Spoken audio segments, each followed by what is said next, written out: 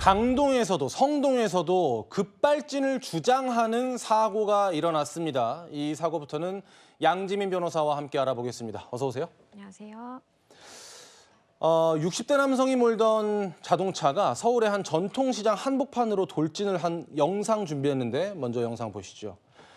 이게 그제 저녁 7시쯤에 서울 강동구에 있는 시장이라는데 지금 빨간 동그라미 있는 승용차, 저렇게 지금 자전거도 있고 사람도 있고 다 있는데 갑자기 우회전하더니 속도가 막 붙어요.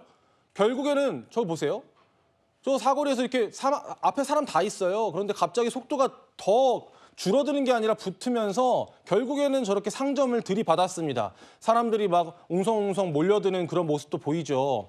이 사고로 12명이 다쳤다고 합니다.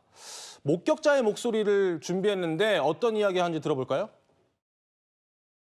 사람들이 꽤 많이 친 것 같았고 뭐 여기저기서 사람들이 몰려 들어가지고 아수라장이 됐었죠. 변호사님, 이게 뭐 운전자한테 문제가 있었던 건가요? 일단은 저런 큰 사고가 발생하면 혹시나 음주라든지 아니면 약물 복용에 문제가 있었는지를 확인을 하게 됩니다. 네. 그런데 일단 지금 술을 마시거나 약물을 투약한 정황은 없는 것으로 지금 알려지고 있는 상황이고요.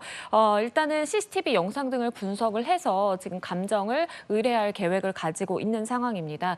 부상자 중에 한 명은 응급조치를 받고 실제 귀가를 했고 그 정도로 이제 경미한 상황이지만 나머지 10명이 넘는 부상자의 경우에는 실제 병원에 이송돼서 이 치료를 받아야 되는 만큼 좀 위중하고 좀 많은 중상을 입은 상황이거든요. 예. 일단 속도를 내면서 차가 돌진한 상황이기 때문에 그런 상황일 수밖에 없었던 것으로 보이고 운전자가 음주나 약물 영향은 아니기 때문에 혹시나 다른 뭐 문제가 있는지 아니면 차량 결함인지를 조사해야 될 필요성이 있습니다. 운전 미숙일 가능성도 차단할 수는 없겠죠? 그렇습니다. 우리가 운전 미숙의 경우 대표적으로 내가 브레이크, 그러니까 제동 장치를 밟으려고 하다가 잘못해서 이 가속 페달을 밟는 경우가 전형적이거든요. 그런 경우인지 아닌지도 판단이 필요하고요. 물론 뭐 고령 운전자가 다 위험하다라고 보는 것은 절대 아니지만 60대 운전자이고 60대, 70대 운전자들 중에서 저런 운전 미숙 관련된 사고가 빈번하게 발생하는 것이 또 사실이기 때문에 그런 부분까지 수사기관에서 염두에 두고 아마 조사를 하게 될 것으로 보입니다. 네, 또 다른 사고 살펴보겠습니다. 이번에는 성동구의 한 도로에서 발생한 사고인데요. 이것도 영상을 보면서 이야기해 볼게요. 지금 보면은 하얀 차가 보이고 차들이 이제 대기를 하고 있는데요. 그런데 이제 뒤에 차가 갑자기 와서 이제 뒤에 추돌이 일어난 겁니다. 그래서 택시가 앞서가던 SUV 차량을 들이받으면서 4중 추돌이 일어나는 사고가 발생을 한 건데요. 이 사고도 목격자 목소리를 먼저 듣고 이야기해 보겠습니다. 일하다가 중간에 황소리 나가지고 차 한 대는 중앙 분리대 넘어서까지 있고 택시는 에어백까지 터져 있고.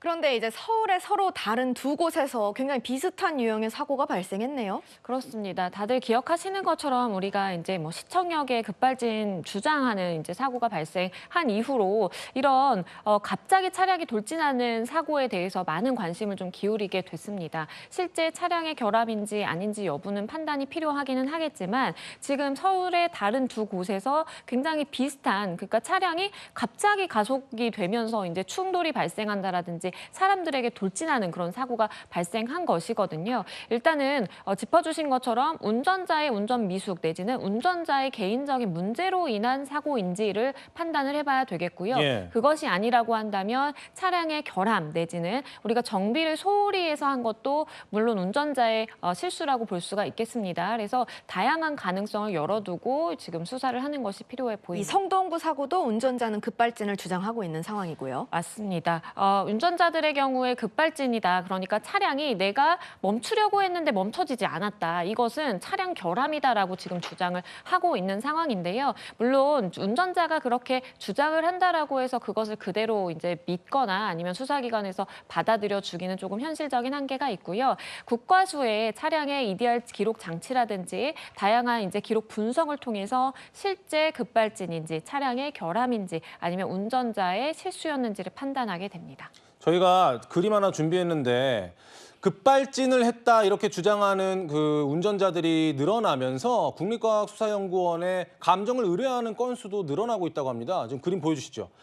2020년에 45건이었는데 2024년에 114건까지 늘어났어요. 그런데 제목에서 볼 수 있듯이 변호사님, 실제로 인정된 거는 없어요, 아예? 그렇습니다. 지금까지 뭐 저 기간을 제외하고라도 우리나라에서 차량 급발진으로 사고로 인정된 건수는 0건입니다. 물론 법적인 어떠한 이 절차에 돌입하기 전에 차량에 뭔가 결함이 있는 것 같다라고 제조사에 의뢰를 해서 제조사가 그런 부분을 일정 부분 받아들여서 당사자 간의 합의에 이르는 경우는 제외하는 것입니다. 그것을 제외하고 차량 결함이다 아니다 이런 이제 논쟁이 붙어서 국가수까지 갔을 때 실제 차량 결함이 있다라고 인정된 건수는 0건이다라고 보시는 것이 맞겠고요. 예. 그럼에도 불구하고 많은 운전자들이 아니다, 나는 분명히 차량을 제동하려고 했다, 그러니까 멈추려고 했다라고 하면서 급발진인지 확인해 주세요라고 요청하는 건수가 급증하고 있는 것이 현실입니다. 사실은 급발진을 주장했는데 우리가 뭐 CCTV나 블랙박스나 이런 거 봤을 때